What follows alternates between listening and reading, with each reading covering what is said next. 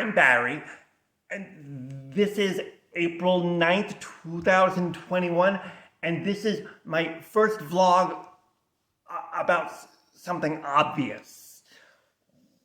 I was recently in a social situation in which somebody said something, and then another person played off of the words and made a witty observation that was also a pun. And everybody in this circle of imbibing socializers, they laughed. And I did not laugh. I watched the person who said the thing and their eyes went around the circle receiving the affirmation from everybody that they were perceived as funny. And when they made eye contact with me, I was just looking at them with what I imagined to be a neutral face. And I could see that they were disappointed and maybe a little bit insecure. And soon then after, I walked away to get more guacamole. And I overheard a short conversation about me in which the insecure person was assured that, oh, it's okay, Barry is on the spectrum. I'm not sure what that person thinks the spectrum means, but I did think that the witty pun-like observation was funny, but I also thought of it first, and then I visualized myself saying it out loud, and then I calculated that it wasn't funny enough for me to draw attention to myself in order to try to seem funny, and so then I decided to not say it out loud, and then about half a second later, the person who said the thing that I had already thought of, so I didn't respond with spontaneous laughter because I had already had the entire emotional experience internally, and there was nothing left for me to do but observe.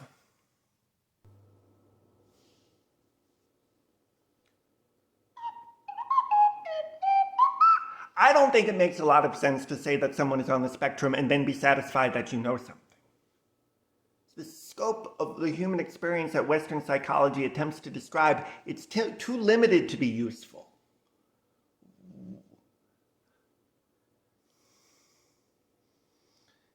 The brain is not the end-all of perception and thought and feeling. That's like saying a piece of bread is a sandwich. The heart is a perceptive tool, and we have energetic spiritual fields that permeate and interact with stimuli and people in all of the environment. And any system that doesn't take these into account it's lame. This term, this spectrum, it's useful for people who need to put labels on things in order to feel comfortable. If saying that I'm on the spectrum makes it easier for you to tolerate the ways in which I'm different from you, okay, but don't presume. Perhaps it's easier for you to classify someone as neurologically divergent or somehow developmentally challenged instead of facing the possibility that there are people who perceive more and differently than you. The human race is evolving. A percentage of the human race is evolving. It's a good thing. Everything evolves or devolves all the time. It's a constant state of flux.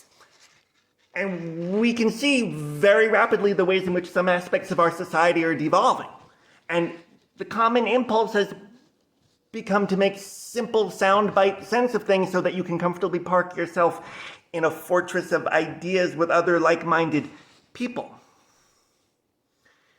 It wasn't that long ago that I thought people had started to talk like petulant children, to argue like petulant children, to understand the greater context with the depth that a petulant, over-sugared, tired child does. But now, on April 9th, 2021,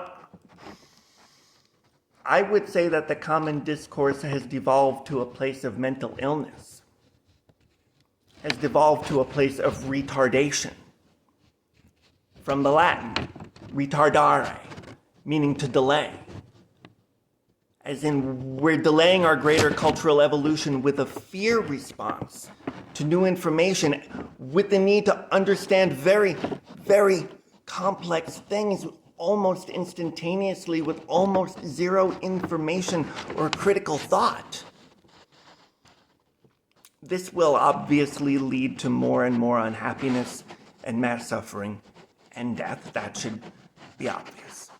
But there are more and more souls being incarnated whose senses, whose perceptive tools from within and without are acute. There are people arriving who are not afraid, who want to see things clearly, who are interested in only the truth, and who are prepared to think and research and be willing to have their minds changed over and over and over and over again.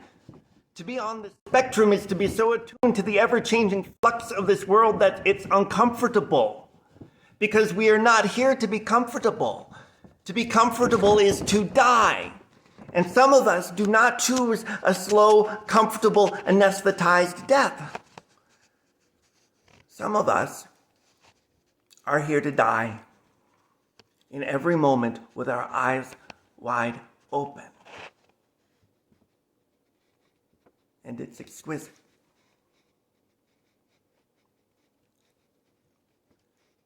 I'm Barry. This has been my vlog.